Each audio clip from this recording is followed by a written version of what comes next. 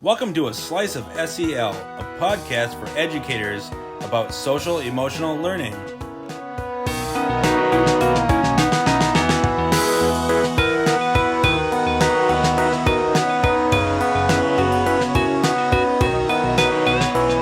Welcome to A Slice of SEL. We're the SEL services team at the St. Croix River Education District. I'm Nick. I'm Rye. And I'm Courtney. And I'm psyched for this week. We're going to be talking about 5 kinds of highly repeatable activities that I happen to have come up with as an SEL instructor. So we'll get into it more after we talk about what's filling our buckets. Don't want to get ahead of ourselves, right? But regardless of who you are, and you might be a special education teacher and you teach SEL every single day for maybe like 40 minutes or more. You might be a counselor running like a tier 2 skills group. You might be a science teacher and you teach SEL lessons maybe once a week for like 20 minutes during an advisory. Regardless of who you are, you get the idea. Ideally, you're going to be using an SEL curriculum that's organized into a meaningful scope and sequence. So you've got these lessons that are, organized into units or clusters, and lesson topics flow into each other in a meaningful, logical way. Like hopefully that's like 85%, like a big chunk of what you do is that meaningful sequential flow. But that's not what this episode today is about. These 5 activities that we're talking about today are awesome because you can just pepper them in or dot them into that sequence wherever you want, and they're going to be fun and they're going to work with little or no prep. So for example, if you got like a sub coming in and you want something easy peasy, these are good for that. If you had a morning filled with many crises you needed to respond to and you just didn't have the time to prep an SEL lesson that you thought you were going to, these are good for that. And trust me, I've been in that situation literally countless times. Well, probably not literally, but you know what I mean. If it's Friday and you've finished a lesson topic that you've been covering all week and you just want a little fun cap-off activity to finish out the week, these activities are great for that. If you finished a unit with a few related lessons and you want a project with some student choice involved that's going to help students reflect back on what they've learned over the past couple of weeks, these activities are going to be good for that. So you're hopefully picking up my excitement and kind of the readout we're putting out. These are just great go-to activities, lifesavers, I would call them. I just love them, and we are going to link them into the podcast notes. So if we're not just going to, get your excitement up and then kind of like leave you hanging, these are going to be linked into the podcast notes. Nick, your excitement for this topic is like super contagious, and I think that it's a little bit difficult for me to like match it talking about buckets, but let's give it a whirl. We have to do it. So before we dive into these awesome activities, let's talk about what's filling our buckets. For me, you might have heard her voice, but Courtney's back. And just listening to her giggle, like, I missed you, Court. I missed you guys. Aside from you being back, though, I do have a bucket filler. I am in grad school for counseling, and coming off this week, it was really, really stressful. We just had a lot going on and a lot of, like, late nights. And right now I'm in, like, a pre-practicum where we are, like, counseling each other. And so, like, I feel like I'm getting, like, free therapy. And it's just so great. Awesome. That's exactly what I was talking about in our episode about, like, empathetic listening skills. Mm-hmm. Like, that's what I got in grad school when I moved out to the East Coast. It was, like, free therapy. And it was just wonderful. It really, like, last night helped so much. So filling my bucket, Courtney and therapy. I love that. Pretend therapy. My bucket is being filled by mindful cookie dough eating. And that sounds a little bit silly, but it's totally legitimate, and I can prove it, and I can explain why, because we did an episode about mindfulness. So I happen to know off the top of my head that the University of Minnesota defines mindfulness as attention, intention, and non-judgment. So your attention being drawn to the present moment, and the cookie dough taste sensation was anchoring me in the present moment. Having the intention or the will to expand your awareness of what's going on at the present moment. So I was trying to focus my attention on right here, right now, and really concentrate on being aware of all my senses, but primarily the taste of that delicious cookie dough, and non-judgment. So like if any intrusive thoughts come in or my attention gets pulled away, just not beating myself up for that. So that whole little momentary mindful moment ritual of eating some cookie dough, totally legit. mindful cookie dough eating, highly recommend it. I might have to steal that. I am doing a mindfulness presentation next week, and I might have to steal that nugget. Nick might be contacting you. Cute. It's the best. Highly recommend it. My bucket is being filled by the lovely weather we had last night. It was absolutely gorgeous. I got to spend a bunch of time outside and with my brothers, so that was really nice. And just playing with the puppies. So just lovely weather and hoping that there's more to come soon. My God, My kind of girl. Yeah, a puppy playing in the yard when the spring happens in Minnesota is just so much fun. Top shelf activity. So we are going to jump into our main topic. We are going to talk about these 5 activities. We've just got some context, some prefaces first, which is typical for us. So for background, I came up with these over about a 2.5-year period where I was teaching SEL groups at a behavior-focused federal setting for K through 12 school. So these students in our school got SEL instruction a few different times a day in a few different formats. So just, to explain a little bit, in their morning advisory, I would see the same high schoolers every single day, and I would get to teach them a lesson over the course of a week about the same thing. So it was really easy to reference what we did the day before, and we could really build knowledge day to day through that week. But for my specials time, I would see a student group and we rotated, so I wouldn't see the same group for another 5 school days. So you can imagine it was really difficult, not impossible, but difficult to really build week to week because you'd have to reference so much, spend so much time reviewing what we did last week. It really didn't feel like we could connect to that. So that was a big part of my motivation to come up with these 5 activities we're talking about, because they had to be self-contained, they had to fit in a 40-minute chunk and be done. And they had to be really repeatable, so I could use them, not just one-offs, but use them whenever I needed to. And really, really engaging, because we know that classroom management is so much easier when kids are interested and engaged and motivated. So I awkwardly fumbled through developing these, trying to make them better and better over that 2+ year period. So even though in this single episode, I'm going to just rattle them off and it hopefully sounds really cool to you, just know that it didn't happen overnight. So if you're impressed with these, it's not I could just snap my fingers and come up with these. It really took me a lot of time and a lot of awkwardness to a lot of productive struggle to shape the activities that we're just going to lay out today. And I also wanted to mention just 2 more prefaces, guys, before we dive in, just so our listeners have all the context. Number 1, our Be Good People SEL curriculum is baked into 1 or 2 of these activities, but not all of them. And we're going to try and remember, and Court and Rye are going to help me with this, to point out when Be Good People relates to these activities and how it's possible to adapt them so that they mesh better with other curriculums, like Second Step, for example. And preface number 2, I used these in small groups with special education students. That's where I came up with them, and I'll just be honest about that. But we're actually doing this episode because in the past week or so, I was working with a couple elementary schools on their daily morning meeting schedule for Tier 1 school-wide instruction.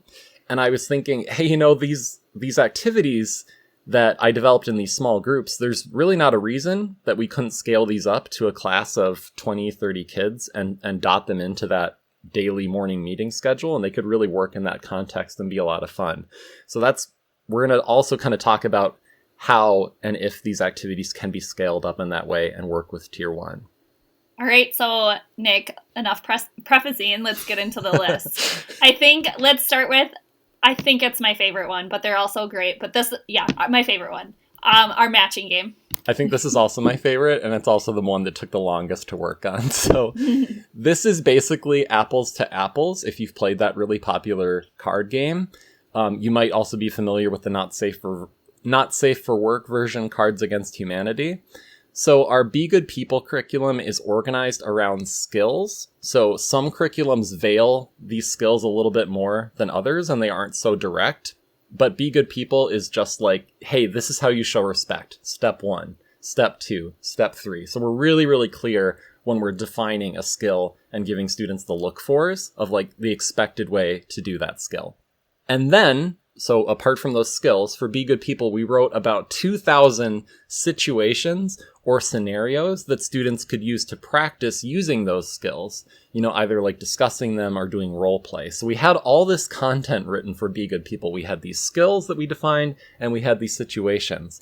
And I was just sitting there one day and I was like, well, what if we had like skill cards and situations cards, and we played apples to apples, basically. And that's like the matching game idea. So we've got these decks, right? We've got one set for grades 4 through 5, where the skills are defined the way that 4th through 5th graders can understand them, and the situations are relatable to 4th and 5th graders. We've got another set of decks for middle schoolers, 6 through 8, and we've got one for 9 through 12. So we didn't do it for K through 3 because they just don't have the reading skills to play this game and read these scenarios and do it quick enough the way it's set up. And trust me, I know that because I tried it one day and it was one of the more embarrassing and clunky experiences that I've ever had as an educator. So it didn't work. So let me talk you through, guys, how this game works, and just pause me if I'm not making sense or if we want to clarify something. So I would start by passing out 5 of these skill cards to each player, so each student, and then one, 5-card deck to myself as well. And if you know apples to apples, these skill cards, I think, would be like the red cards. So everyone has a deck in their hands of the 5 cards. Next, I would pick a person to be the judge, just like you would in apples to apples. You've got like one judge who kind of rotates around the group. And I would always start as the judge so that I could model how to like facilitate the round and run the game. So the judge then draws and reads a situation card, and in apples to apples, this would be like the green card. So there's a deck of like situation cards sitting in the middle of the table, and I would just pull one out. And next, each player is going to look at their 5 skill cards and ask themselves, what skill is most important for handling this situation successfully? So their job is to pick the skill card and put it in the middle of the deck, or middle of the table. They pick the skill card that is in their hand that is most relevant to that situation that we're talking about. So that's what's really cool about this game, is that you get to see students think really deeply about the SEL skills and think about how to apply them. So they're looking at their hand and they're like, which one matters most in this situation? What would be the most important thing to do to handle this situation well? So after all the students pick their skill card and they put them in to the middle of the table, as the judge, I would just pick up them one at a time and read them, just like you would in apples to apples, reading those red cards.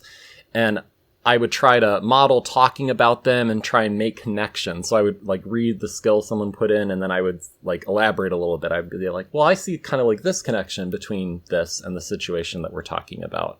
And side note, even though apples to apples is usually anonymous because it's important that the judge be objective so they don't know who put in which card when they're picking their favorite one, I would always ask the group if they had any input. And the reason why I did that is because sometimes a student didn't really have good cards, quote unquote, like really obvious connections between the skills that they had and the situation.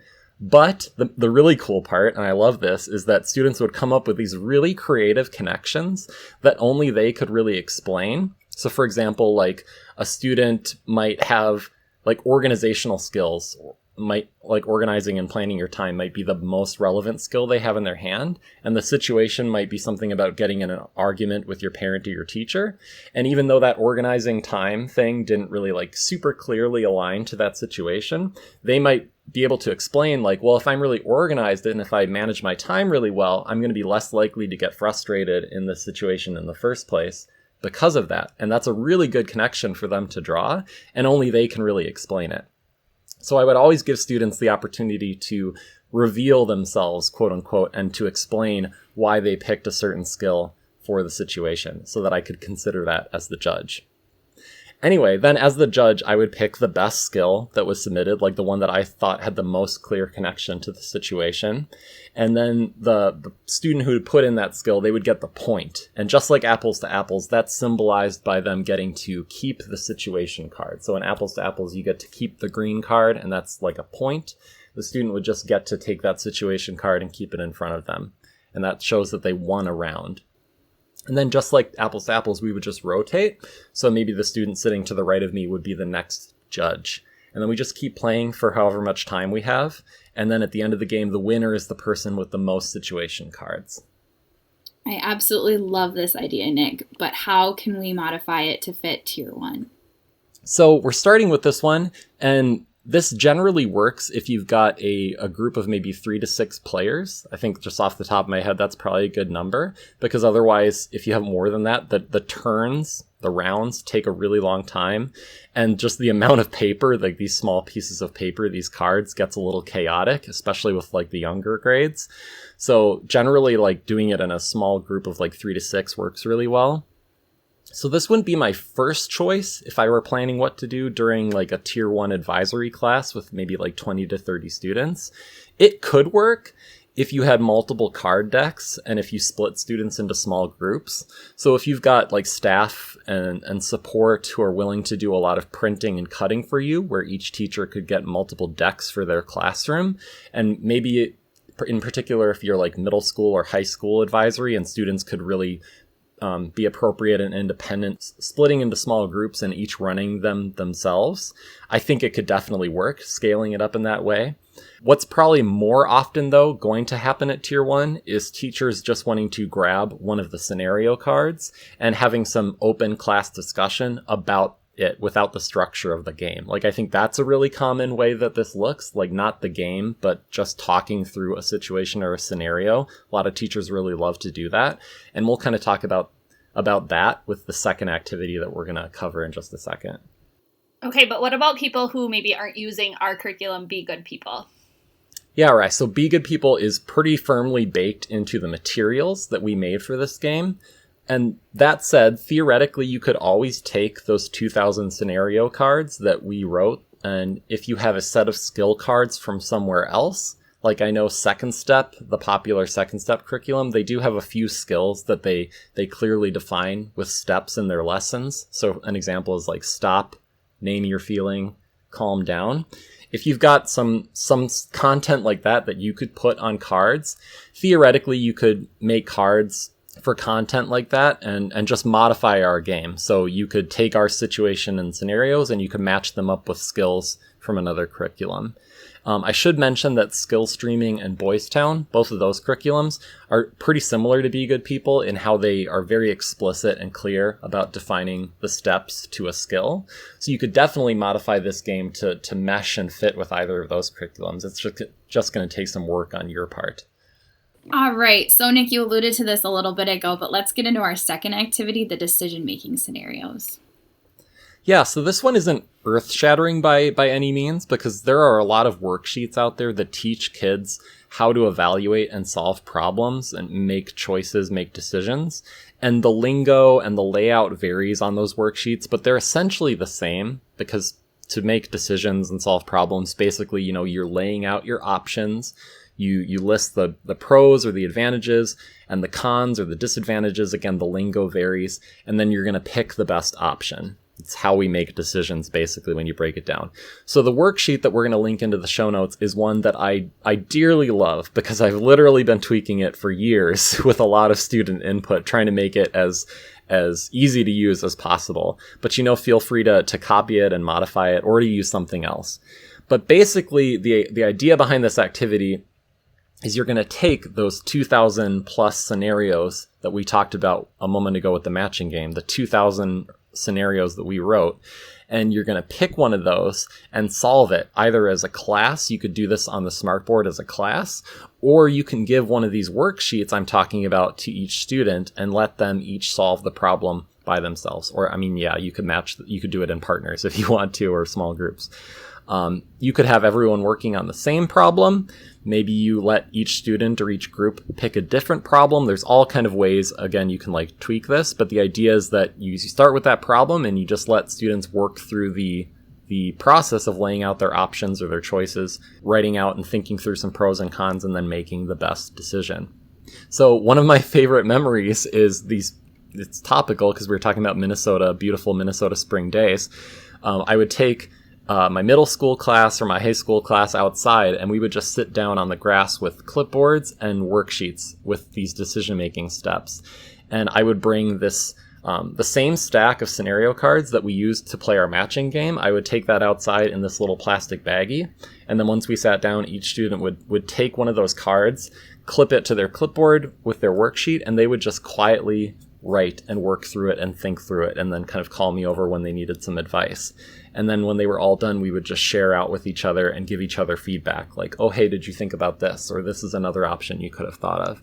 And they just loved it, and it gave them choice naturally, because again, they got to pick the scenario that they were trying to problem solve. And I also let them just come up with one on their own as long as it was appropriate, if they just didn't want to go off one of the cards. So beautiful memories of doing that. I love that. So how could we modify that for Tier 1? Yeah, so this could absolutely, definitely work at Tier 1 with really very little modification. So I mean, if you're going the worksheet route, you're just basically printing more worksheets so that every student has one in the class of 20 or 30. And I mentioned this earlier, but you could do this as a whole group, especially with like younger elementary students who are less successful with all that independent work and writing. So you could pull up the worksheet on a smartboard and just draw directly over it, or you can even just quickly draw like a table on a whiteboard with dry erase markers. That's what I did a lot. And then you just walk students through the decision-making process, like what options do we have, what are the pros and cons. You just walk them through that via whole group discussion. And that could definitely work well at Tier 1 with those bigger classes. It's a little bit more structured too than just reading a scenario and kind of just saying to the whole class, like, what do you think, guys? Like that can lead to some good discussion, but this is just more of a process. And it's, like I said, just a little bit more structured. And I can't believe that I almost forgot to mention this, but one thing that I learned from doing this is that once students have laid out all of their options and they've laid out the pros and the cons of each option, they tended to need more support at that point, figuring out what's the best choice. I didn't want them to just go with their gut, their instinct, because if you ask, sometimes you read these scenarios to a student and they would just want to like instinctively tell you like, oh, this is what I would do. And that's not the point of this. The point is to like really think it through and practice how we make choices, especially really big choices. So after they'd done all that work of laying out their different options, weighing the pros and cons, I wanted them to actually weigh the pros and cons and work through it and process it. But I was like, well, how do we do that without just like reading all of it over again? It can be a little overwhelming. How do we reflect on those pros and cons in a structured way? So you could just count them. You could like literally count the pros and cons that the student wrote out. But one thing that I wanted them to think about is the gravity of each pro and the gravity of each con, because they're not always the same. Some are more impactful than others, and I'll explain that in just a second. So what I would do, either on the whiteboard or on the worksheets, is I would have students take like a green marker and a red marker for the pro column and for the con column. And either, like I said, on their worksheets or on the whiteboard, I would ask, okay, look at each pro and each con, and for each one, ask yourself, how likely is this to happen? And then how big of a deal would it be if it did happen? So think about those two things, how likely it is and how big of a deal it would be. And then draw a bubble next to the words you wrote.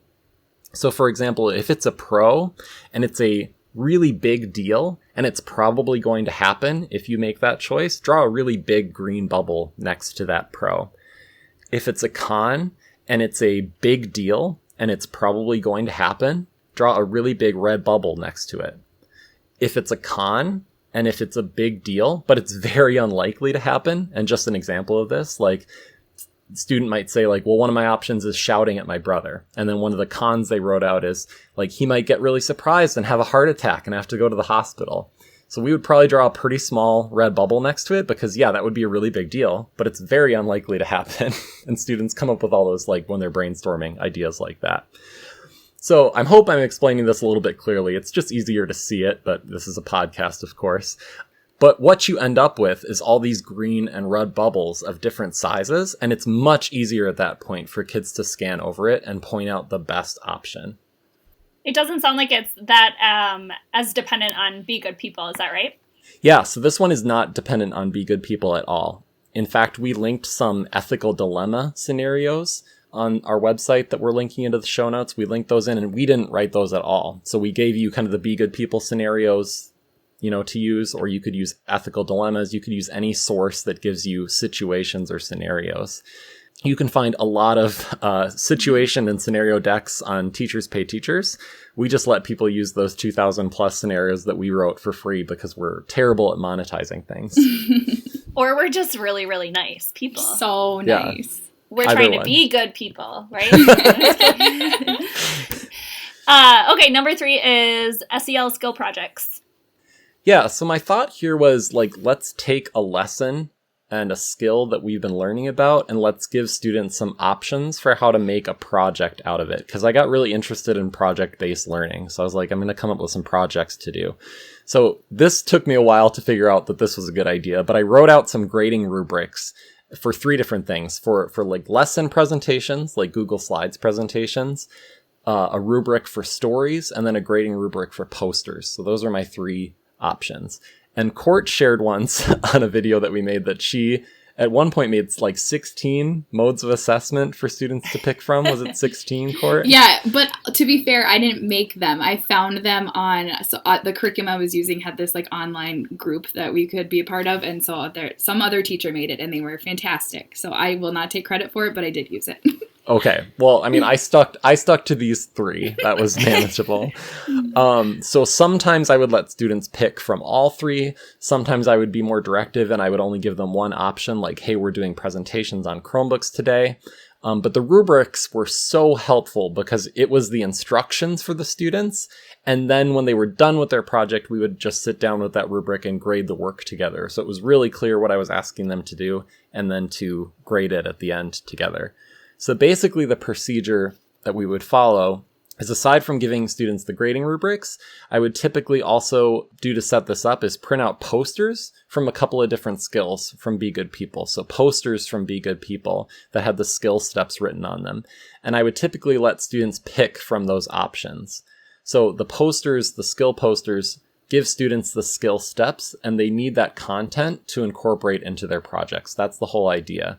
So this is an activity that you could do really after every single lesson. So in that case, like if you covered showing empathy this week over a few days, maybe you did it like Monday through Wednesday, maybe on Thursday, I'd start doing this project with the students.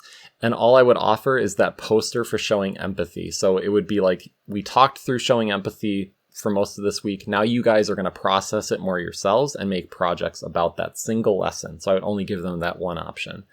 Or I mentioned this in the intro, this also works as kind of a review activity after a unit. So if I had done maybe 4 different lessons on 4 different skills over the last month, say, maybe I'd print out the posters for a few of those different skills that we covered, and I would let students pick which one they wanted to do a project on. And that's where like the choice can be baked into this, because they're not only getting to pick, in some cases, the kind of project they make, but also the content of the project. And they get really invested and engaged when they get those opportunities to make choices. So anyway, once students have their grading rubric, they have their skill poster, and then they have whatever materials they need. So they would need like a Chromebook to make Google Slides presentations. For stories, they would either need, writing paper, or they could write them on their Chromebooks. They would need poster supplies for making posters. So I would let students work either like by themselves or in partners sometimes. And as they would work, I would just kind of coach them, going around the room, offering help, coaching them to improve their projects. Then at the end, students would present their projects to the class, which is the really fun thing to see. And I loved the stories and the posters, but my favorite were when students would make Google Slides presentations and present them to the group, because it was so fun, because we were doing this alongside Be Good People. So my students got a really good sense of how the Be Good People lessons tended to be laid out, and they would make presentations that weren't, exactly the same, but they felt pretty similar. And it was just really fun to see them take that teacher role and be presenting kind of like I would, just kind of flipping the roles. Mm-hmm. I love that. Now, how could that work with our tier 1 groups? Yeah, just a week or so ago on the podcast, we talked about anchor charts and how, for example, if a class has been spending a few weeks learning about like growth mindset, maybe as an advisory, you then make an anchor chart about growth mindset. And if you want to do that as a whole group, or if you want to split students into smaller project groups, either way, you could borrow and adapt my grading rubric to give them some structure. I think any of these project ideas could work with a larger class. Like the stories could work, the presentations could work, the posters could work. The other thing I didn't want to forget to mention is that this tends to work better with, I'd say, like 5th grade and up would be my guesstimate. I'm trying to remember the lowest grade level that I worked with that really had success with these kind of projects, but I would say 5th grade would be my guess. It just requires like a certain level of independence with reading and writing skills. So if you're expecting students to function independently, in partners or as individuals when they're working on their projects, you just got to think about their requisite academic skills. But teachers are obviously equipped to do that far better than I was. So just think about that when you're thinking about doing this with a larger class, if it's reasonable to have students kind of break off into small groups or partners and operate independently, or if you should maybe make a poster or an anchor chart as a whole group, which might work better with younger grades. I heard you talk a lot about Be Good People in this section. Is it necessary? Yeah, not really based on Be Good People really at all. I know I mentioned it because we were just using it, but except for the reference materials that I would give students, which were those skill posters from Be Good People, as long as you have a comparable material from your curriculum that students could reference while they're working on their projects, I think you're golden. So as long as you've got something that they can, like a page you can print out or anything they can reference that tells them what it means to show empathy, what it means to stay organized, what it means to set goals, the lesson topics that you're covering in your curriculum. As long as you've got something for them to reference to help them make their project, then I think you're good. All right, the 4th activity we've got is the comic strip worksheet. So I can't remember exactly, but I think I came up with this one on really short notice because I was just like, I just need a new fun activity. And I just for some reason, this came into my head. So the same idea applies here, where this is an activity that you could do after every single lesson, or this is one you could do after a unit. And like I said, you could let students pick from a couple of different skills. And also, I described earlier, Be Good People is written around these discrete skills with these clear steps. So up to 6 steps. And for example, showing empathy, like step 1, step 2, step 3. So we really clearly define things that way. And that's pretty key to this activity. So essentially what I did is just made a comic strip template with 6 boxes. So I would give students posters from Be Good People, and they would rewrite the skill steps into our comic strip worksheet. So they would write out in the box that says step 1, they would look at their poster and they would write out the text for what that step of the skill is. And then under each step, they'd get to draw pictures of characters acting out that skill. So they would come up with a situation where someone could show empathy or show respect or handle a disagreement appropriately or resolve a conflict or manage their stress. I could go on and on, all the lesson topics that we could cover, but they would get to come up with their own kind of situation where this could play out, and they would actually get to draw that as a comic strip. So if it's responding to conflict, for example, maybe they draw 2 characters with speech bubbles and they're having an argument about something, and then they would draw them handling that well. And again, they have that guidance there of the skill steps. So it's organized. It's not free form. There's some structure to it for them to follow. And on the flip side of the worksheet I did the same thing with 6 boxes, but I just put lines for writing. And I did that after the first lesson where I tried this, and a student was saying he didn't really want to draw. So we came up with that writing option on the flip side. I love that this activity gives our more artistic or creative students the opportunity to show off. And it sounds like it'd be really easy to translate to Tier 1. Yeah, it really did engage some students. I had one student who kind of came to class late one day, and I could tell he wasn't in a great mood, and it just seemed like he was going to kind of start a disruption just to have a discipline incident where he would get referred out of class. And then he changed his mind once he saw what we were working on, and he was just like, oh man, this is cool. And then he got really into it. But to Tier 1, to your point, Courtney, I think this is a really easy one to scale up, unless I'm missing something, because it would be basically printing more worksheets. And I work with a lot of buildings who cover a new Be Good People lesson, maybe once a week or maybe once every 2 weeks.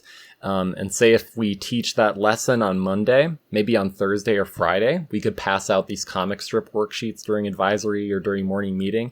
And it would be just a great opportunity to kind of, as a ritual, review that content that we learned about a couple of days ago in a really artistic, fun way.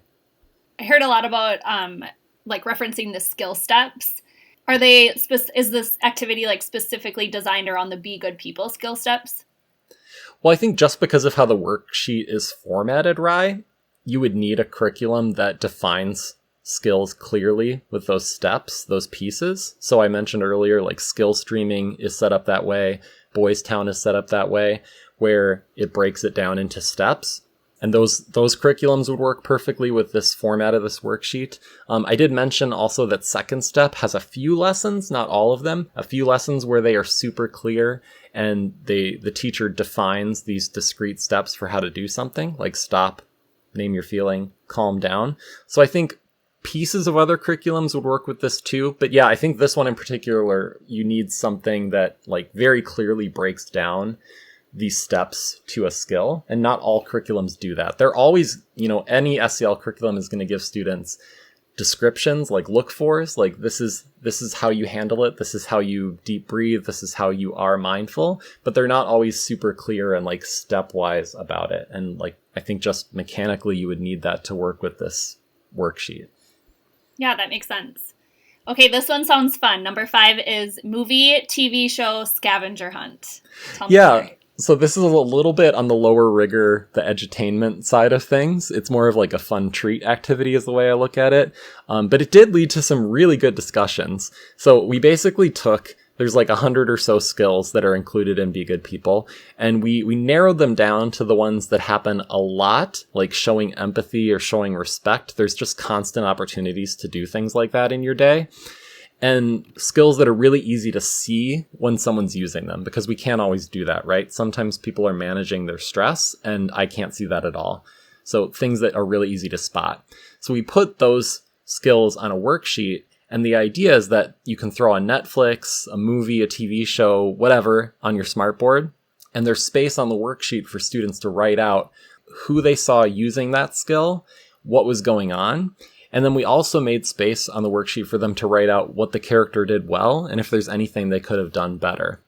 So sometimes I would let the video play out for a long time, maybe most of the class, and students would truly be doing a scavenger hunt. They'd truly be like independently watching and jotting down all by themselves the skills that they saw. And then at the end, when the video was off, we would share like how many we saw, like scavenger hunt, and we'd share out about like, what they did well, what they could have done better. That tend to work better with more older students, like middle school students.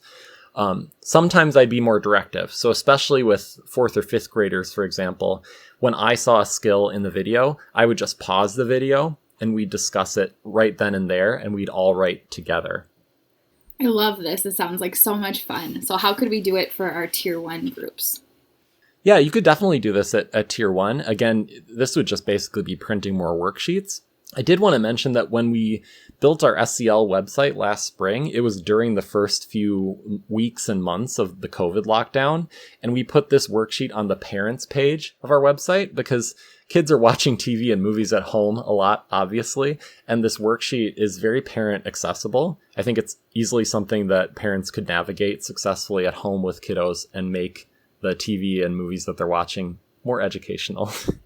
Okay, you might guess what my next question is going to be, Nick. But what do you have to use Be Good People?